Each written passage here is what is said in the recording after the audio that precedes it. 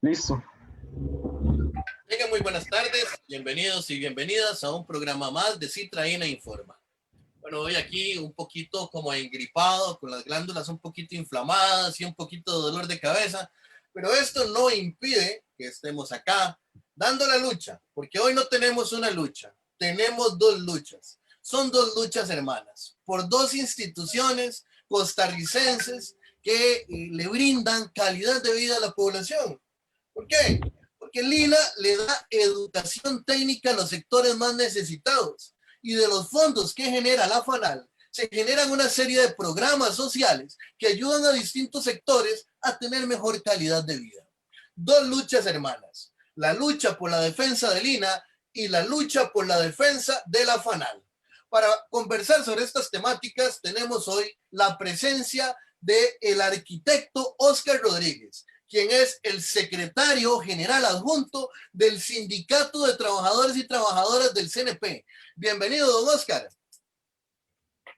Muchas gracias, don Esteban. Un saludo a los funcionarios de Lina, un saludo a nuestros compañeros de la FANAL. Aquí estamos agradeciendo el espacio que se nos brinda para conversar de estos temas tan importantes para nuestras instituciones y, como vos decís, coincido, instituciones hermanas. Don Oscar, es sumamente interesante, ¿verdad? Uno escucha que quieren privatizar la FANAL, uno escucha que quieren privatizar el INA, pero uno no escucha que quieran privatizar el PANI, por ejemplo, ¿verdad? Son solo instituciones que tienen la capacidad de generar un lucro las que quieren privatizar. ¿Usted podría contarnos para la audiencia y para el público en general cómo ha sido este proceso de defensa de la lucha por la FANAL? Claro, yo tengo más de 30 años de trabajar para la institución, para el Consejo Nacional de Producción. Acordémonos que la FANAL es un ente adscrito al CNP, funciona como un programa del Consejo Nacional de Producción. Particularmente la importancia de la FANAL es que fue establecido bajo esta condición para que le generara los recursos que requieren los programas del Consejo Nacional de Producción. Nosotros no tenemos un presupuesto de gobierno, sino que trabajamos a partir de las utilidades que nos genera y que nos pasa la Fábrica Nacional de Licores. Les puedo decir que en los 30 años que yo tengo, desde hace más o menos unas 5 o 6 administraciones, ha venido un proceso continuo. Cada administración trae un proyecto nuevo.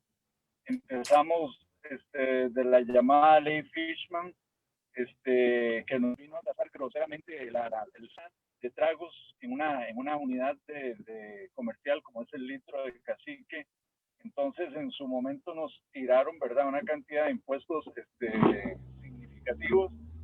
Logramos solventar la situación, seguimos vigentes, pero después de eso, mira, criterios tan clichés como el de Don Otto Guevara, que supuestamente si se metía la FANAL se acababa el alcoholismo, ¿verdad? Hasta las partes más elaboradas que vos te puedas encontrar.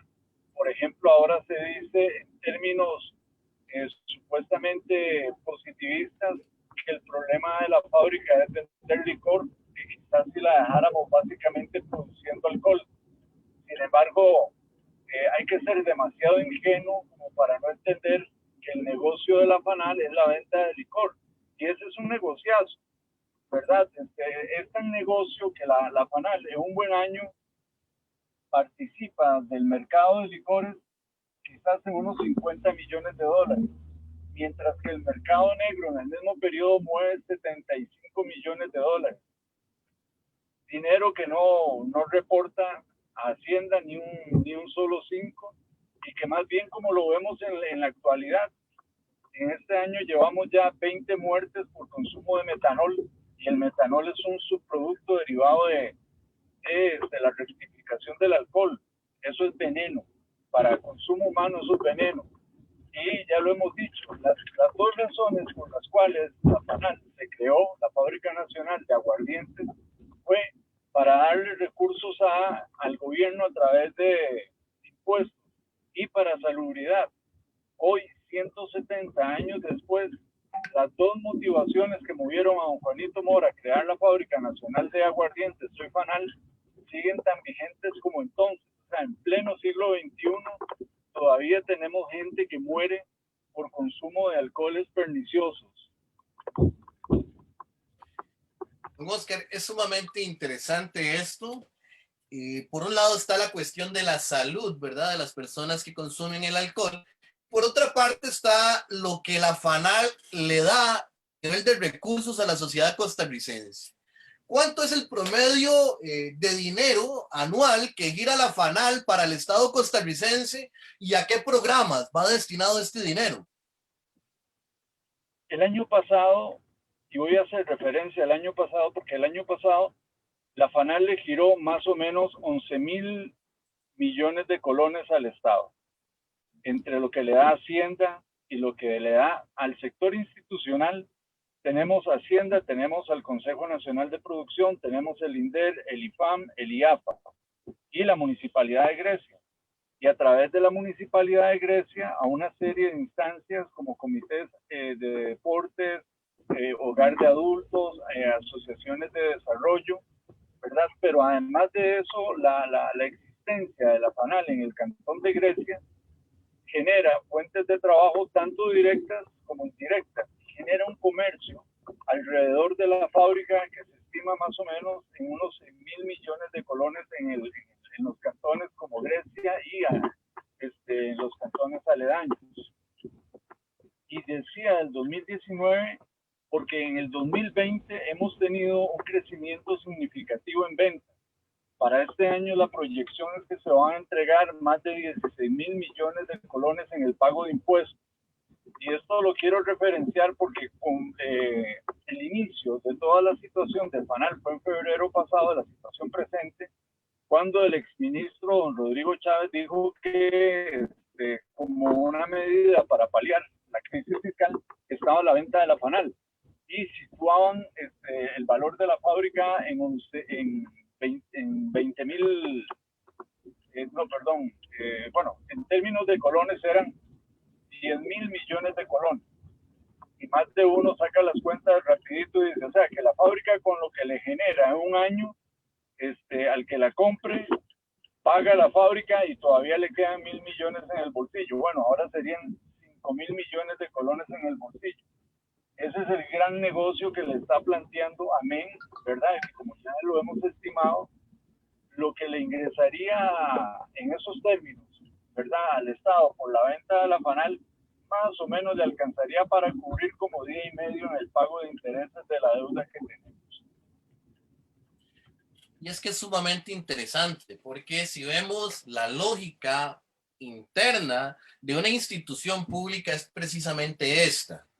Vemos que FANAL genera recursos que se distribuyen en distintos sectores y que generan calidad de vida, que ayudan en el IAFA, que ayudan en la comunidad de Grecia, que ayudan en otros sectores del país, en otras instituciones. De modo similar, el INA es una institución que se encarga de llevar educación técnica para las personas que poseen menos recursos a todo el país. O sea, la lógica de una institución pública es distinta a la lógica de una empresa privada. Por lo que si la FANAL o el INA se privatizan, dejarían de tener esa visión. Y entonces habría que ver de dónde se consiguen esos 11.000 millones de colones que generó, por ejemplo, el año pasado la FANAL para el Estado costarricense, que se traduce en programas de beneficio social, como en el IAFA y para la Municipalidad de Grecia, etcétera. Y también, si se privatiza el INA, tendríamos que ver cómo las personas de los sectores más abandonados de Costa Rica, estos sectores que han levantado su voz en esta crisis social, porque esta crisis social, las manifestaciones más fuertes han sido en estos sectores periféricos, que están más necesitados de educación, de posibilidades, de procesos para empoderar su economía.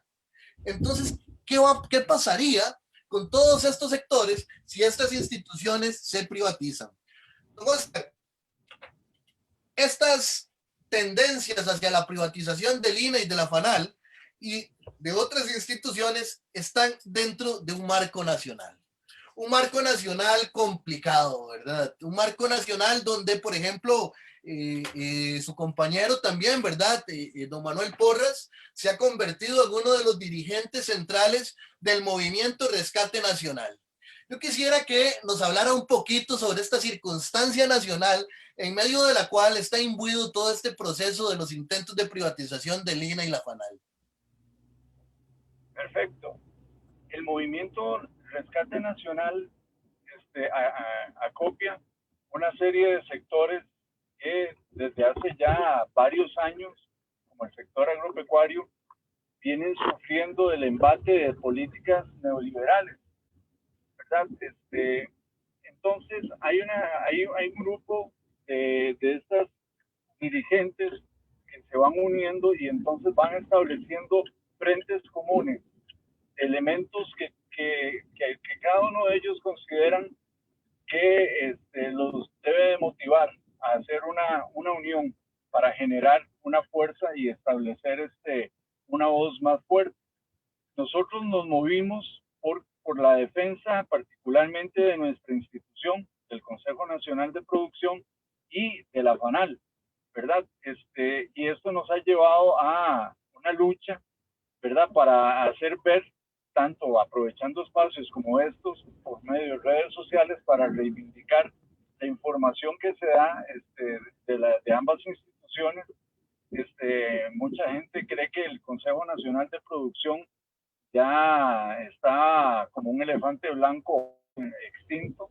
Bueno, pues resulta ser de que en este año, acuérdense que con el proyecto de ley de servicios esenciales, el Consejo Nacional de Producción lo declaran una institución esencial porque llevamos alimentos a los comedores infantiles, a los CENSINAI, ¿verdad? A través del programa de abastecimiento institucional a hospitales, a cárceles, ¿verdad? Y ese mercado que es cautivo por ley lo tenemos para los pequeños y medianos productores agroalimentarios. Entonces, en defensa de esa institucionalidad, nosotros nos hemos integrado al movimiento del Rescate Nacional. Pero una vez, o sea, todo esto, mira, para serles sinceros, lleva más de un mes. El compañero Manuel Porras lleva más de un mes, casi que a tiempo completo, organizando todo esto, en conjunto con todos estos dirigentes, organizando todas estas actividades. Sin embargo, a esto también hay que agregarle la condición de espontaneidad con que se vinieron a unir otros movimientos generales, amplios, ¿verdad?, de sindicatos mayores, pero también de la propia sociedad civil. Quizás esto ha enturbiado un poquito el movimiento porque hay una dirigencia que era la que coordinaba, ¿verdad?, todas las acciones y la que ya tenía la agenda.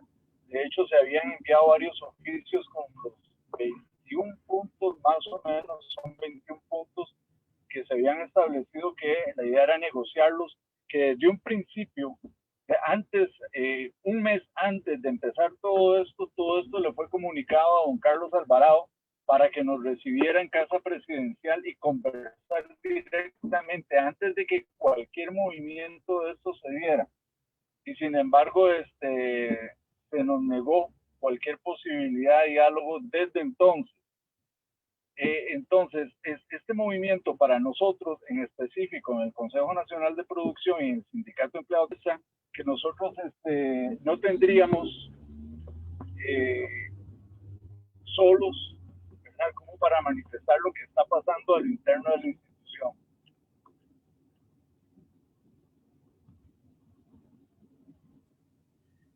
Sumamente complejas las circunstancias nacionales y la defensa de las instituciones públicas. Don Oscar, uno de los aspectos que se están promoviendo más en el INA es el debilitamiento institucional. ¿Cómo están debilitando la institución? Están debilitando la institución al no ejecutar las partidas que tienen para capacitación del personal docente. ¿Y por qué no quieren capacitar al personal docente?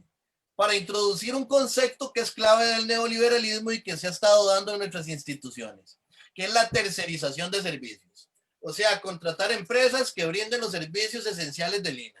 Ustedes en la FANAL y en el CNP han tenido problemas con esta situación de la tercerización de servicios. Mira, nosotros en el CNP en el año 2013 culminamos un movimiento muy fuerte, ¿verdad? Porque la administración de entonces veía al CNP como una gran comercializadora y querían bajar el nivel, la cantidad de personas, empezaron a cerrar subregiones, pusieron en concesión la FANAL, porque según ellos nos teníamos que quedar básicamente con lo que era la parte del programa de abastecimiento institucional, pero de una forma miope, completamente. ¿Por qué? Porque si vos dejas básicamente lo que es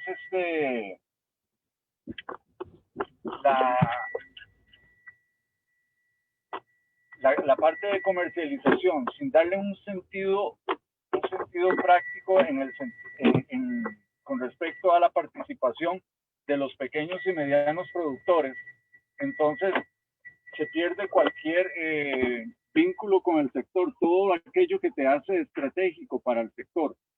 Esa fue de las primeras manifestaciones. Nosotros tenemos fotos, llenamos varias calles, fuimos hasta la Asamblea Legislativa y de la Asamblea Legislativa fuimos hasta la Casa Presidencial, donde conseguimos que se abortara el proyecto que se llamaba CNCA, que era básicamente un centro de comercialización en lo que estaban constituyendo al Consejo Nacional de Producción.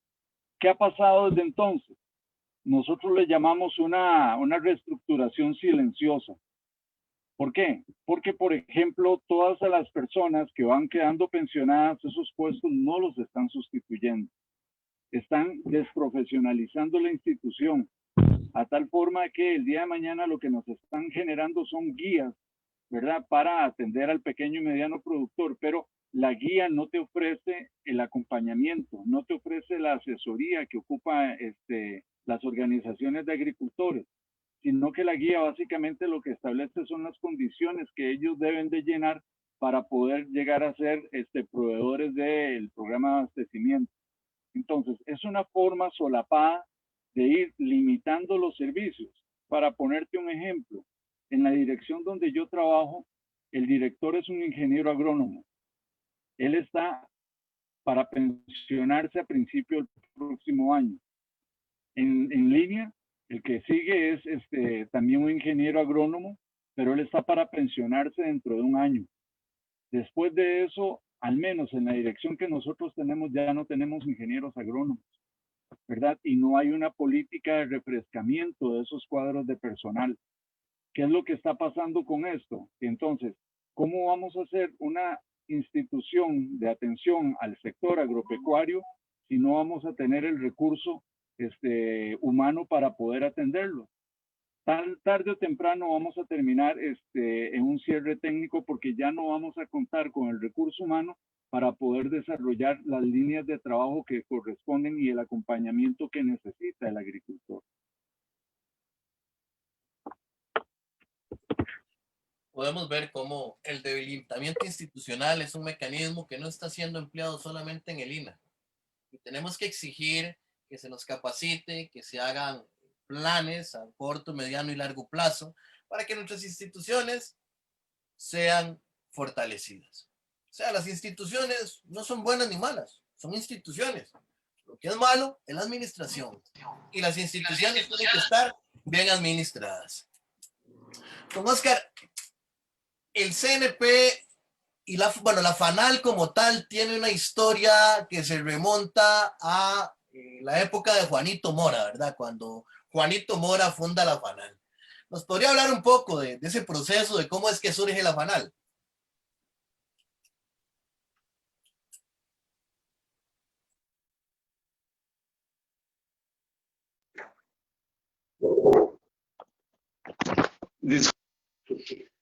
Estamos aquí en la página de la FANAL. Don Juanito Mora, preocupado por la condición de salud de la población, ¿verdad? En la época, según los escritos que hemos encontrado y lo que narran los historiadores, había mucho problema por la venta de alcoholes perniciosos. En esa época era de contrabando, básicamente alcoholes adulterados, que se desarrollaban sin ningún control de calidad, ni siquiera sobre los propios contenidos del producto como tal. Y por supuesto que visionario, porque era desde entonces y a la fecha, y lo seguirá haciendo, era un gran negocio. Don Juanito visualiza la posibilidad de obtener ingresos, ¿verdad? Y a la vez de establecer una condición de salubridad, ¿verdad? Para, quizás la gente no lo sepa. Un día de estos escuchaba a un señor hablando sobre esto, de cómo el metanol se va fijando en ciertas células del cerebro, particularmente las que tienen que ver con la visión, y a corto, mediano plazo van generando ceguera, ¿verdad? O sea, es un problema grave. Pero esos fueron los inicios de la fábrica. Se creó como la Fábrica Nacional de Aguardientes, en lo que hoy es el Centro Nacional de Cultura, ya contiguo al Parque España. De ahí, a través del tiempo, el segundo hecho histórico fue que la Junta la segunda de establecimiento de la Segunda República crea el Consejo Nacional de Producción, ¿verdad? La historia del Consejo Nacional de Producción trata del fomento en el cultivo de productos de granos básicos y de papas. Así es como empezamos. Pero entonces, como motor financiero, es la Junta la que adhiere al Consejo Nacional de Producción, la Fábrica Nacional de Licores, para que a través de las utilidades que generaba la fábrica pudieran sufragar el costo de los programas con que tenía que atender el Consejo Nacional de Producción. El Consejo Nacional de Producción salió de uno de los programas que tenía el Banco Nacional, que era de fomento agropecuario. Así es como la fábrica luego se acopla al Consejo Nacional de Producción. El tercer hecho histórico ya no es tan positivo, ¿verdad? Que fue a partir del 2004 cuando a alguien en Hacienda se le ocurrió que esas utilidades, de esos dineros que le pasaba la fábrica al Consejo Nacional de Producción, pues también había que cobrar impuestos. Y es que la historia del cobro de impuestos en el consumo de bebidas alcohólicas es eso, ¿verdad? A través del tiempo, cada vez que se requieren recursos, pues optan por cigarros, por licores, y uno lo considera bien. Y la verdad es que si usted tiene dinero para consumir licor, pues entonces pague lo que puede costar. El problema es que la fábrica, al ser un ente estatal, no tiene quite. Tiene que pagar sí o sí los impuestos. Mientras que si usted ve ahorita, por ejemplo, Laica, en los estudios recientes que ha establecido el Ministerio de Hacienda, reporta ser utilidades. Gente que maneja licores, por ejemplo, Centenario, reporta ser utilidades. La Florida anda parecido, ¿verdad? Y el Consejo Nacional de Producción pareciera de que es la única que paga los impuestos adecuadamente.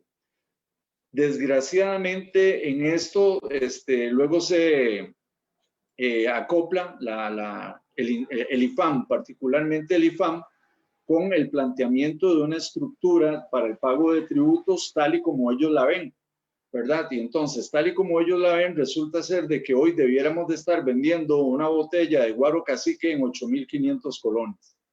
Y lo que nosotros siempre le hemos dicho a ellos, ¿quién nos va a comprar una botella de licor de este tipo en 8.500 colones y con ese dinero ya pueden ir a comprar una botella de algún tipo de whisky, ¿verdad? Entonces, nosotros siempre hemos visto, por ejemplo, el tema del metanol. Si usted se da cuenta y va a una licorera, una presentación de Guaro Cacique de 350 mililitros, más o menos anda alrededor de 100, 150 colones sobre estas bebidas que son hechas a base de metanol. Pero al mercado meta, esos 100, 150 colones les son significativos. Entonces, prefieren tomar esas bebidas que no se sabe de dónde vienen, ¿verdad? Que no se sabe cómo fueron elaboradas y que atentan contra su salud. Más de 30 muertos en el 2019 y ya llevamos 20 y según lo que vi en las noticias hay 50 hospitalizados por el consumo de metanol. A grandes rasgos se podría aportar esto como historia. Es sumamente complicado esto, ¿verdad? Instituciones que han sido creadas por personas visionarias. Juanito Mora crea la FANAL pensando en generar recursos para el Estado y en la salubridad pública. Francisco J. Orlich inspira la creación del INA. Rodrigo Facio inspira la creación de la UCR. Y llegamos a una época como la actual, donde nos topamos una serie de políticos que se dejan guiar por los intereses únicamente de determinadas élites económicas, avaras, egoístas, malsanas. Y estamos entonces en un contexto de lucha. Don Oscar, para que nos pueda servir de insumos para la lucha por la defensa del INA, ¿cuáles han sido las estrategias que les han sido más efectivas a ustedes en esta lucha por la defensa de la FANAL? Bien, nosotros somos funcionarios de la institución, lógico, ¿verdad? Normales. Cuando empezamos a ver toda la situación que pasaba con el Consejo Nacional de Producción y la FANAL, allá por el año 2011, decidimos tomar el sindicato. Nosotros somos un sector de técnicos y profesionales, que nos lanzamos a la aventura de tomar el sindicato para tener una plataforma sobre la cual poder salir a la institución con un fuero, ¿verdad? Que nosotros pudiéramos decir qué era lo que estaba pasando a lo interno. En esta condición, nosotros visualizamos que lo que tenemos que incorporar es al cliente de nosotros, que son los agricultores, ¿verdad? Por eso les contaba que en el 2013, hoy por hoy la institución somos más o menos, solo en el CNP somos como 360 funcionarios. Hacia el 2013 éramos más o menos 500. Nosotros con un movimiento de unas 500 personas difícilmente hubiéramos sido notados en las calles. Fue entonces cuando conversamos con las asociaciones de agricultores, con los dirigentes de estas organizaciones, y les vendimos la idea de la importancia que tiene el CNP para ellos y del rol, ¿verdad?, de que tiene una institución donde hay un mercado cautivo, que es el mercado institucional, que es de más de 150.000 millones de colones. Y entonces ellos entendieron muy bien y se nos acoplaron. En ese año 2013 hicimos una marcha con la cual abarrotamos todo lo que fue el contorno de la Asamblea Legislativa. Y de ahí nos fuimos, como reitero, a Casa Presidencial con un movimiento fuerte, un movimiento, yo calculo que habríamos quizás unas 3.000, 4.000 personas en ese momento, y con eso logramos traernos abajo este proyecto. Además de hacer esa alianza estratégica con nuestros clientes, desde entonces hemos venido haciendo una participación bastante activa en la Asamblea Legislativa, donde siempre hemos, gracias a Dios, encontrado diputados afines a la condición de la institución y del sector particularmente. Esto en cualquiera de las bancadas. Imagínense que nosotros en la administración pasada pusimos un proyecto de ley, el 19.303, que era precisamente el equilibrio financiero de la institución, ¿verdad? Y era la interpretación legítima de la estructura para el pago de impuestos. Y en esa época, la Comisión de Agropecuarios, inclusive habían una señora miembro de los libertarios, y nosotros conseguimos un voto unánime de parte de esa comisión, ¿verdad? Entonces, hemos tenido ese trabajo, ¿verdad?, de gastar suelas en la Asamblea Legislativa buscando estos diputados. En la presente quizás empezamos un poquito difícil por el proyecto de ley de equilibrio financiero y ahora con la cuestión del COVID. Sin embargo, hoy por hoy le puedo decir que mantenemos a unos 12 o 13 diputados que están al tanto de la situación del Consejo Nacional de Producción. Nosotros los estamos alimentando con la información a lo interno de lo que va pasando pero muy importante, las organizaciones de agricultores y sus representantes que llegan hasta estos foros a establecer la urgencia de corregir las cosas en el Consejo Nacional de Producción y por ende en la FANAL.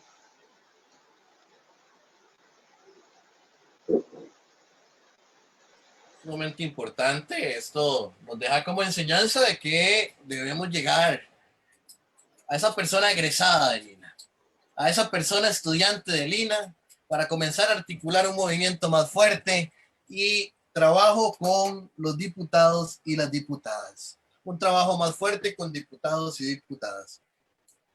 Don Oscar, en la FANAL como tal, la vez pasada que habíamos conversado, me comentaba usted que habían unas cuestiones que estaban con el MAC, algo así, en la década de los 80s, y que ahí comenzaron los primeros intentos de privatización de la FANAL, ¿verdad? Correcto, correcto, que yo tenga memoria. Yo desde los 80s participo en debates, participo en marchas para evidenciar la condición de la Fábrica Nacional de Licores. Interesante, ¿verdad? Porque actualmente nos están lanzando la misma estrategia que nos lanzaron en la década de los 90s, cuando privatizaron Codesa, cuando privatizaron el azúcar, cuando privatizaron el aluminio, que nos decían que privatizando estas instituciones iban a pagar la deuda. Y privatizaron estas instituciones y no se pagó la deuda. El país sigue peor. ¿Cómo podemos hacer para luchar contra estas élites neoliberales que cada día más quieren arrebatarnos este Estado social de derecho? Aquí hay un punto que si lo vemos, digamos, en las últimas elecciones nos damos cuenta que los gobiernos que hemos tenido en los últimos 3, 4 gobiernos han sido elegidos por minorías y ellos gobiernan para minorías. Esa es una condición que nosotros tenemos. Hay una, como vos lo decías temprano, cómo cuesta despertar, porque hay cierta apatía sobre la política. La gente tiene que entender la diferencia entre la política y la politiquería, ¿verdad? Esto que vos me decías, por ejemplo, a mí me trae la condición, por ejemplo, de granos básicos en el país. Hoy por hoy, casi que el 100% del maíz que nos comemos es maíz que viene de afuera, ¿verdad? Y mayormente es maíz transgénico. El arroz, ya lo que consumimos, anda cerca de un 40% lo que producimos. Y el frijol, lo que nos queda más o menos es un 20%. El frijol es un caso particular, porque resulta ser de que la institución hace varios años había generado la ley Claudes, la ley cláusulas de desempeño. Entonces, con la ley Claudes lo que se había establecido era un equilibrio entre el, entre comillas, industrial y el productor de frijol, de tal forma que el industrial se comprometía a comprar la cosecha antes de salir a vender el frijol que podían importar. Lo que pasaba es que había una queja del sector industrial en el sentido de que el agricultor nacional no era efectivo, porque podían conseguir el grano a mitad de precio, ya fuera en Nicaragua o ya fuera desde China. Sin embargo, curiosamente, yo nunca he visto en mi país que yo llegue a un supermercado y vea un anaquel donde dice frijol chino, donde dice frijol nicaragüense, pero lo más importante, que esté a mitad de precio. Todos los frijoles que entran una vez pasada la frontera son nacionales, ¿verdad? Y el industrial de que es muy alto el valor que tiene que pagar cuando ahorita básicamente le estamos pagando al agricultor que cosecha frijoles para que se sostenga ya en el campo. Entonces, hoy por hoy podemos decir que tenemos una alternativa de producción nacional, pero el día que estas generaciones se agoten, ¿verdad? Porque ya sus hijos no creen en la agricultura, vamos a tener que quedarnos con el frijol que importamos, pero al precio de importación. Hoy nosotros tenemos un proyecto de ley sobre soberanía alimentaria a través del Movimiento de Rescate Nacional. Lo hemos venido trabajando y lo tenemos a disposición. El Ejecutivo, en una previa negociación, lo llamó, ¿verdad?, en esta etapa extraordinaria, de extraordinarias, perdón. Ya en las últimas semanas les dimos los últimos detalles y lo que se pretende con esto es que podamos producir, que Costa Rica tenga las reglas para poder producir lo que nosotros consumimos. Pero se los decía por el tema, ¿verdad?, de que esto va en proyección. Ahorita vamos a perder el arroz, si no nos despertamos, vamos a perder el arroz. Dentro de poco vamos a entrar en un esquema hasta el 2024, tenemos una protección arancelaria. Después de eso ya puede entrar aquí cualquier tipo de arroz y ojalá fuera que entra a competir por calidad, se entra a competir por precio, ¿verdad? Pero una vez que ya usted haya sacado de función al productor nacional, ya usted queda a merced de una figura de interés en los políticos, llamados políticos empresarios, ¿verdad? Entonces, seguimos con este esquema, ¿verdad?, de esos intereses que se mueven a través de políticas y a través de presiones y intereses de ciertos sectores. Allá es donde nos quieren llevar. Es curioso, hay términos básicos que debemos aprender a diferenciar. El neoliberalismo es una tendencia que surge con pensadores como von Hayek, de acuerdo con el cual el mercado es capaz de regularse solo. O sea, el mercado es capaz de llevar cualquier fuerza productiva al lugar donde genere una máxima productividad.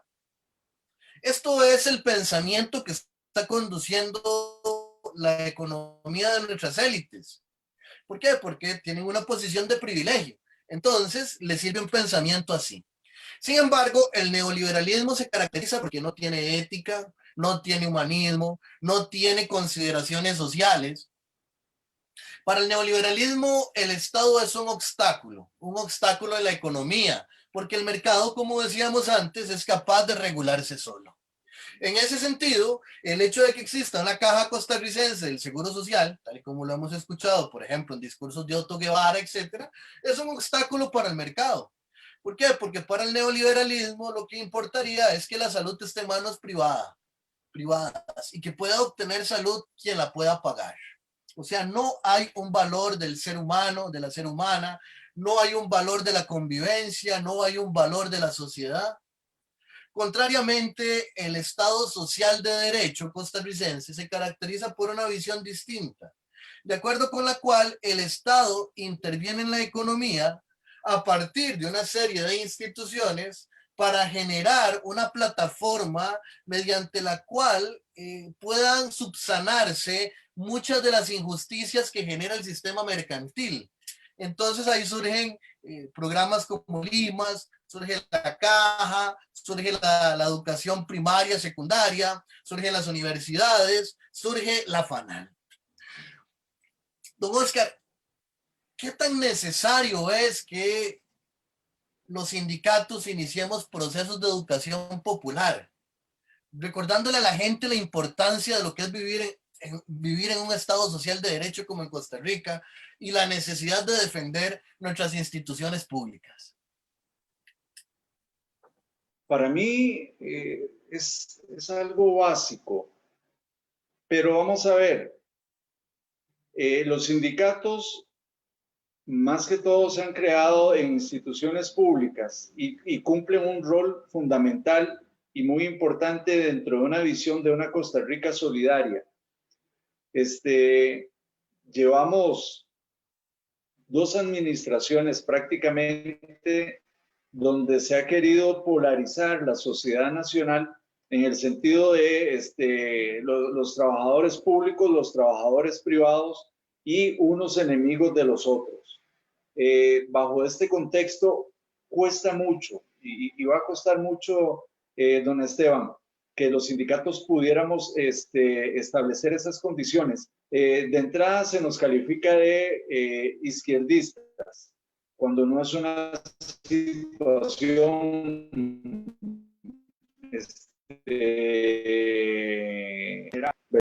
lógico, un sindicato y más que todo en un país como Costa Rica tiene su libertad de pensamiento y lo motivan ciertos intereses. Por ese lado, sí es muy importante. Hace unas semanas estuve en un conversatorio con este señor de apellido Navas, que es representante en la Caja Costarricense del Seguro Social, y precisamente decía algo parecido, ¿verdad? Que nosotros teníamos que empezar a permear en la sociedad, en organizaciones sociales, para incorporar toda estos grupos. Sin embargo, cuesta, y cuesta en una Costa Rica que en general está dormida, somos apáticos. El movimiento que se había generado en contra de la ley 9635 era algo muy interesante, porque al principio se contaba con el apoyo de la gente entendía, pero no se manifestaba. Lo que pasó es que quizás se tardó demasiado tiempo, ¿verdad? En la protesta no se buscaron algunas alternativas un poco más creativas para sostener la lucha, y la gente terminó cansándose. Esta otra nueva lucha del movimiento de rescate nacional, asimismo. Sin embargo, la gente acusa cierto agotamiento. Entonces, tenemos necesariamente que buscar formas, pero ese es el reto, ¿verdad? De abrir a través de redes como esta, de programas como mensajes donde se diga y se difunda cuál es la realidad de las instituciones, qué es lo que estamos haciendo, el valor que tiene una institución como el INAH en el sector, donde le damos oportunidades a la juventud para desarrollarse técnicamente, son valiosísimas, son muy importantes cuando usted tiene una persona con una visión y que también se a través de un conocimiento. Eso es rescatable. Y yo le digo a usted que yo estoy muy seguro de que ahorita la gente está completamente ausente de las actividades que está desarrollándose en lo oculto para privatizar los servicios de INAH. Don Esteban, nada más un segundo, voy a poner el cargador al teléfono. Perfecto, sumamente importante ir analizando esto, porque tenemos 2 gobiernos donde han habido escándalos demasiado sonados de corrupción, el cementazo, el tren eléctrico. Y tenemos actualmente proyectos como el 21738 que busca debilitar, privatizar el INAH. Tenemos propuestas donde se busca vender la FANAL supuestamente para aplacar la crisis. Y actualmente también tenemos en la Asamblea Legislativa discusiones sobre proyectos que están haciendo recortes en cultura, recortes en ambientales, recortes en toda una serie de sectores sociales que lo que hacen es brindarle calidad de vida y reconstruir tejido social. Don Oscar, ¿cómo podemos hacer para combatir todas estas tendencias que se están dando en la Asamblea Legislativa y en el gobierno central a recortar los presupuestos de las instituciones públicas que brindan calidad de vida a la población costarricense? A mí me parece, don Esteban, que tenemos que empezar por desmitificar lo que llevamos años escuchando. Le doy un ejemplo concreto. Cuando usted le habla a un empresario de cargas sociales, ¿verdad? El valor de un trabajador de una fábrica, de algún comercio, yo tengo que pagar un 34% de cargas sociales. Es que eso es inversión social. Esas no son cargas sociales. Es la pensión que se está formando para este trabajador, es el seguro de desempleo o cesantía que se le está formando. Usted, inversionista o emprendedor, empresario local, está viviendo en un país con un desarrollo social significativo dentro del área. Tenemos programas como el INA que generan educación para la población. Tenemos universidades públicas que generan educación. Todo eso tiene un costo, pero es una inversión y es una inversión que todos tenemos que pagar. El problema en este país no es el pagar impuestos. La gente, yo siento de que la queja no es pagar impuestos. El problema es el desequilibrio, ¿verdad? Cuando usted escucha la evasión, cuando usted escucha la ilusión, cuando usted escucha que usted llega a un comercio con factura, sin factura, cuando lo corriente es ver la forma de evadir el pago de la carga porque no generamos esa cultura. Entonces, han habido una cantidad de años que nos han venido confundiendo con ciertos términos. Ahora, por ejemplo, se dice recorte al gasto y lo que ellos llaman recorte al gasto es lo que nosotros llamamos inversión social, es lo que nosotros hablamos en desarrollo y son miopes. ¿Por qué? Porque si usted mantiene los sectores productivos, usted mantiene la estructura productiva en las áreas rurales, usted mantiene la gente en las áreas rurales, porque ellos tienen su propio arraigo, tienen su propia cultura. Pero así como los flujos de migrantes de países circunvecinos llegan hasta Costa Rica porque tienen necesidad de fuentes de empleo, cuando usted le cierre esos mercados a los productores nacionales, ellos se van a venir a San José buscando oportunidades de empleo porque es la supervivencia, ¿verdad? Entonces, todo ese sistema se nos va a caer. De tal forma, instituciones como el INA, que le genera oportunidades a la juventud, son valiosísimas. Que usted empresario, pueda contratar a un trabajador independiente para que le dé servicios de mantenimiento y de calidad, porque tiene una certificación, ¿verdad? Un conocimiento y un respaldo de una empresa estatal, ¿verdad? Como el INA, que es histórica en nuestro contexto. Entonces, todo eso tiene un valor y lo tenemos que pagar, ¿verdad? Para mantener en este modelo de paz. Costa Rica se desarrolló a través de un modelo solidario. Hoy por hoy, gracias a instituciones como el ICE, usted tiene telecomunicaciones y electrificación en la isla de Chira o en el pueblo más alejado que usted pueda conseguir. Usted llega y gracias a Dios esa gente cuenta con electricidad, pero eso tiene un costo y lo pagamos entre todos, ¿verdad? Esa es la parte que nosotros tenemos que recuperar, ¿verdad? Explicarle a las nuevas generaciones de dónde provenimos y cuál es el concepto en el cual nos desarrollamos. No se trata básicamente de que usted compita, sino que se le den las condiciones para que usted pueda competir. Es así como el Estado Social de Derecho tiene ese sello.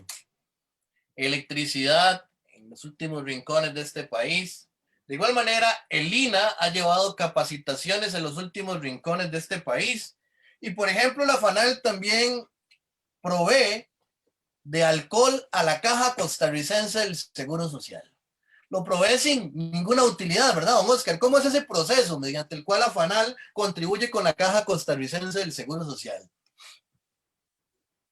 Esta pregunta me da espacio para señalar varias cosas. Vea qué curioso y qué interesante el rol que cumple una empresa estatal. Cuando empezó toda esta situación, yo veía de la pandemia, yo veía al señor gerente de Laica cuando salía en Repretel diciendo que tiene 6 millones de litros de alcohol y qué va a hacer con ese alcohol, ¿verdad? realmente, al menos lo que yo apreciaba era como que la queja es que en esta condición tengo que coger esos 6 millones de alcohol y dárselos a la FANAL. Imagínense lo que hubiera sido para ellos coger esos 6 millones de litros de alcohol y haberlos comercializado a nivel regional en otro país o al mejor postor. Imagínense cuánto hubiera aumentado el valor de esa materia. Sin embargo, se la tenían que entregar a la FANAL. Nosotros tenemos los registros porque nosotros, por ejemplo, el año pasado entregamos 3 millones de litros de alcohol a la industria. Este año entregamos 9 millones de litros de alcohol a la industria. Y sin embargo, a principios de la pandemia, usted no encontraba alcohol gel, usted no encontraba soluciones antisépticas, usted no encontraba alcohol de fricciones, ni en farmacias, ni en supermercados, ¿verdad? Nosotros, sindicato, insistimos ante la administración y nos movimos hacia la Defensoría de los Habitantes para que le solicitara al Ministerio de Economía que estableciera un control para ver dónde estaba el alcohol que le estaba entregando la FANAL a estas industrias para que produjeran específicamente, porque así lo dice el contrato, soluciones antisépticas y alcohol de fricciones. Entonces, la FANAL entra al mercado nuevamente como un estabilizador de precios, ¿verdad? Hace un mes más o menos empezamos a vender a mercado abierto el alcohol, ¿verdad? Y las soluciones antisépticas como la que presento acá. Entonces, ya el comercio no puede darse el lujo de ocultarlo, ya no puede jugar con precios porque ahora tienen una competencia, ¿verdad? Para salir con esto. Resulta ser de que igualmente aumentamos significativamente el alcohol que le entregamos a precio de costo a la salubridad nacional, a todo lo que son hospitales. Y por supuesto que la demanda también se quintuplicó. Pero desde un principio la filosofía fue entregarlo a valor de costo, ¿verdad? Ese es el plus que nosotros podemos dar como empresa pública. ¿Por qué? Porque las ganancias que genera la venta de licor subvencionan un producto como estos para que se lo entreguemos a la Caja Costarricense del Seguro Social. Bajo otro tendríamos que agregarle la utilidad, ¿verdad? Para poder sobrevivir o para que el producto tenga vida dentro del esquema de la fábrica, ¿verdad? Pero eso solamente lo pudimos hacer, entregar alcohol, abastecer la industria y abastecer el mercado en una condición de pandemia, ¿verdad? En una condición que se preveía al inicio, donde se guardaba el producto, por la existencia de la fábrica. Si no hubiera sido la existencia de la fábrica, los invito a imaginar qué hubiera pasado, ¿verdad? Y en eso que vos decías, en un esquema de una mentalidad neoliberal, y pues, ¿cuánto hubiera terminado costando una botellita de estas? Teníamos filas de 200 metros en la casita, ¿verdad? De venta de la FANAL. Y no es porque fuéramos ineficientes, ¿verdad? No era porque queríamos lastimar a 200 personas bajo el sol de Grecia, sino porque la cantidad de personas era sencillamente extraordinaria. Por supuesto que días después pusimos toldos y pusimos sillas para que la gente tuviera un poco más de comodidad. Sin embargo, el espacio no nos daba para meter más personal y poder atender con mayor agilidad la demanda que existía. Pero todo eso se da en pública. Este ejemplo nos deja bien en claro que una institución pública bien administrada busca el bienestar colectivo de la sociedad, mientras que una empresa privada lo que busca es la utilidad o el lucro de los dueños y las dueñas de la fábrica. En ese sentido, tenemos que estar vigilantes costarricenses de la privatización de las instituciones públicas, porque a veces no somos conscientes de lo que tenemos hasta que lo perdemos. Instituciones como el IRA, que brinda educación técnica en todo el país, instituciones como la FANAL, que brinda alcohol a precio de costo a la Caja Costarricense del Seguro Social, y aparte de eso, una gran cantidad de dinero al fisco costarricense para programas de ayudas sociales. Son instituciones que están a partir de un pensamiento, de una visión social. Don Oscar, vamos ya acabando. En este punto quisiera, a nombre del Sindicato de Trabajadores y Trabajadoras del INA, agradecerle a usted, a don Manuel Porras, a Célimo Guido, porque directamente sindicato del CNP y del Rescate Nacional, gracias a ustedes, nuestra lucha ha dado un paso más allá. La lucha por la defensa del INA está dentro de las petitorias del Rescate Nacional. Don Oscar, muchas gracias, porque aquí vamos hombro a hombro a seguir luchando, y también desde el Sindicato de Trabajadores y Trabajadoras del INA, de Citraína, nos ponemos a disposición para luchar junto a ustedes por la FANAL. Don Oscar, algunas palabras de cierre. Gracias, don Esteban. Toda esta situación tiene que traer algo, ¿verdad? Como les decía a vos y a la audiencia, son años de venir soportando el embate de los intereses de la empresa privada que quieren hacerse de la fábrica, y más allá, yo diría que no solamente de la fábrica, lo que buscan realmente es el mercado y ponerlo en las condiciones que ellos necesitan para esas ganancias sin ningún miramiento. Esto nos tiene que llevar a algo, ¿verdad? Yo creo que ya es suficiente de que el mismo Estado, hoy por hoy, la FANAL, por estas demandas que nos tiene el IFAM y que nos tiene el INDER, hay una cédula tributaria de más de 60.000 millones de colones, que si los tribunales fallaran a favor de ellos, hoy sencillamente el Estado, como ente solidario, tendría que entrar a pagar los 60.000 millones de colones. Eso no tiene ningún sentido. Es como que usted saque dinero de una bolsa para meterlo en otra bolsa, ¿verdad? La fábrica ha demostrado ampliamente que es rentable, que es un muy buen negocio, que es completamente eficiente el modelo en que funciona y que podríamos mejorar. Si se hiciera una inversión en la planta de tratamiento, podríamos recibir la caña de los pequeños y medianos productores de caña, lo que es la melaza, ¿verdad? Para producir a partir de ahí. Con eso lograríamos bajar el costo. Y no es que queremos vender más, sino abarcar más mercado, abarcar a esos señores que hoy tienen que ir a comprar, señores y señoras que hoy tienen que ir a comprar un licor adulterado, ¿verdad? Por 100, por 150 colones menos del precio, cuando la FANAL les va a vender un licor completamente inocuo. Inocuo en el sentido de su fabricación y de su constitución. El abuso en el consumo ya es otra condición. Sin embargo, algo tiene que pasar, y esta es la oportunidad para reivindicar a la fábrica, tanto a los ojos sociales como de la parte de la política.